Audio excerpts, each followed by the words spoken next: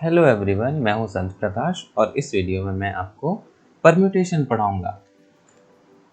Permutation को समझने से पहले आपको फंडामेंटल प्रिंसिपल ऑफ काउंटिंग और फैक्टोरियल पहले से पता होना चाहिए। अगर आपको नहीं पता तो आप आई बटन पर क्लिक करके वीडियोस देख सकते हैं, और अगर आपको पता है तो लेट्स कंटिन्यू। परम्यूटेशन समझने से पहले हम लोग कॉम्बिनेशन को डिस्कस करेंगे, क्योंकि कॉम्बिनेशन को समझना आसान है, उसके हेल्प से परम्यूटेशन को भी समझ सकते हैं। तो let's take an example of 3 friends Steve, वकी एंड सैम।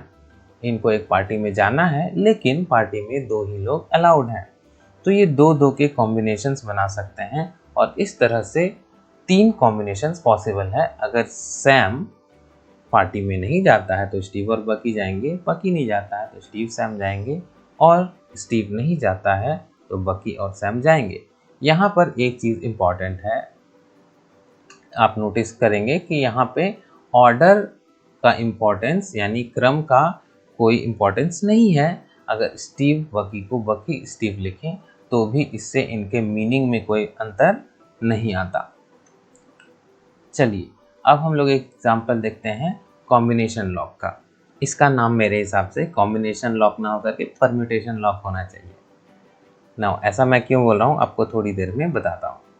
तो ये हमारे एक फ्रेंड का कॉम्बिनेशन लॉक है, जो मैं कन्वीनियंस के लिए मानता हूँ, एज्यूम करता हूँ कि 2 ही डिजिट के पासवर्ड से खुलती है, और हमारा फ्रेंड जो है वो पासवर्ड भूल गया है, लेकिन उसे इतना याद है कि ये पासवर्ड 1, 2 और 3 के यूज से बना था।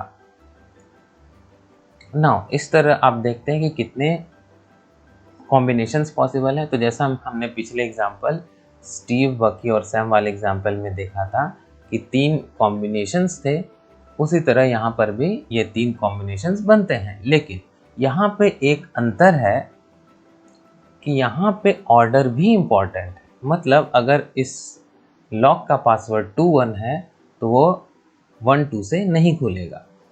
तो यही फ़र्क होता है परम्यूटेशन और कॉम्बिनेशन में। पिछला एग्जांपल कॉम्बिनेशन था, और यहाँ पे जो पॉसिबिलिटीज़ ऑप्शंस हैं वो उनको हम लोग परम्यूटेशन कहते हैं।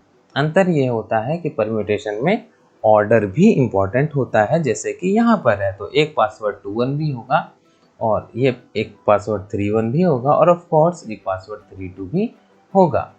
ये 6 1, 2, 3 का 1 और 2 और 3 में से 2-2 के सिलेक्ट करने पर बनने वाले परम्यूटेशंस हैं।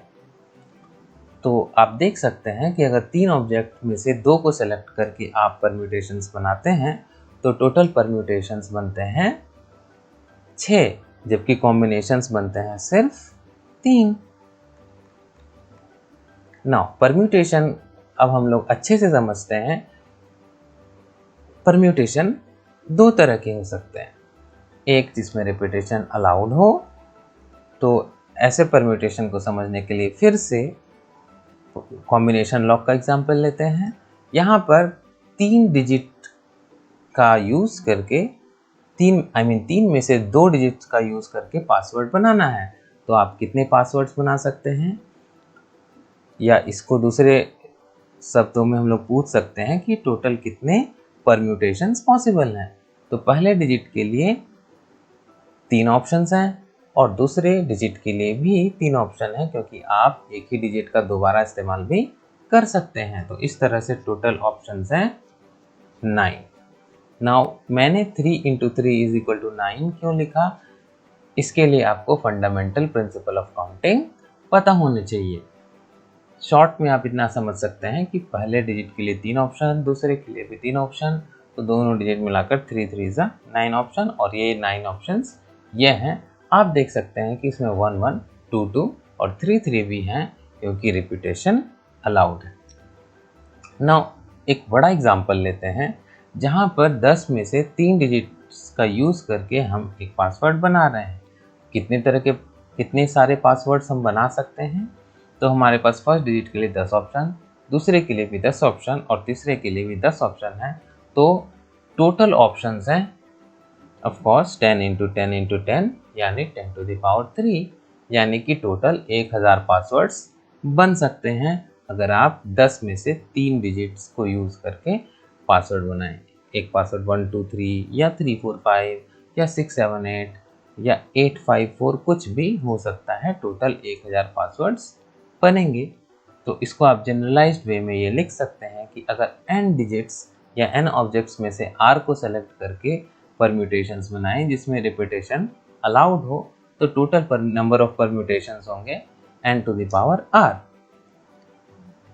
तो ये तो काफ़ी आसान था। अब हम लोग ऐसे परम्यूटेशंस के एग्जाम्पल देखते हैं जिसमें रिपीटेशन अलाउड नहीं है। तो सपोज अब हम लोग दोबारा से 3 डिजिट्स में से 2 डिजिट का यूज़ करके पासवर्ड बनाते हैं, लेकिन हमारे फ्रेंड को याद है कि उसने एक ही डिजिट को 2 बार यूज़ नहीं किया था। तो कितने पासवर्ड्स बन सकते हैं?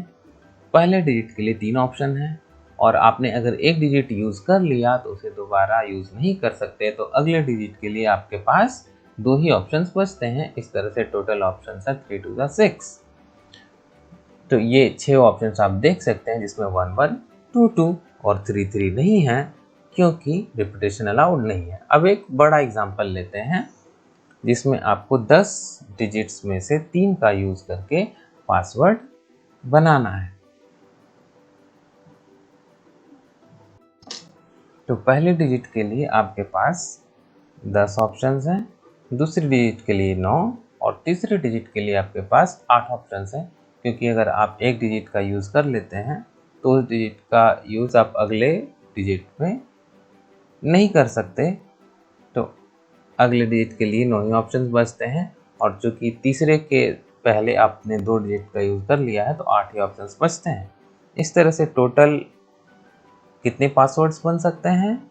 10 × 9 × 8। नाउ इसको स्टैंडर्ड फॉर्म में लाने के लिए मैं न्यूमरेटर और डिनोमिनेटर में ऊपर नीचे कुछ टर्म से मल्टीप्लाई कर रहा हूँ, जिसे मैंने रेड में लिखा है। तो अगर आपको फैक्टोरियल पता है तो आप जानते हैं कि 10 से लेकर 1 तक मल्टीप्लाई करते हैं तो उसको 10 फैक्टोरियल, और नीचे 7 से लेकर 1 तक मल्टीप्लाई किया है तो उसको 7 फैक्टोरियल लिख सकते हैं।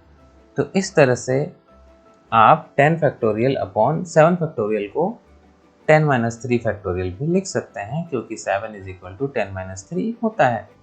तो आप इसको ऐसे भी लिखते हैं कि 10 में से 3 का यूज़ करके टोटल नंबर ऑफ परम्यूटेशंस होते हैं 10 फैक्टोरियल अपॉन 10 - 3 फैक्टोरियल।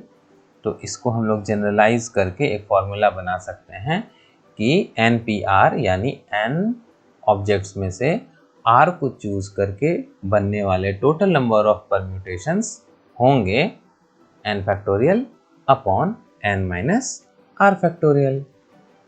तो आई होप आपको समझ में आया होगा, और वीडियो अच्छी लगी तो लाइक करना ना भूलें। Thanks for watching, have a nice day.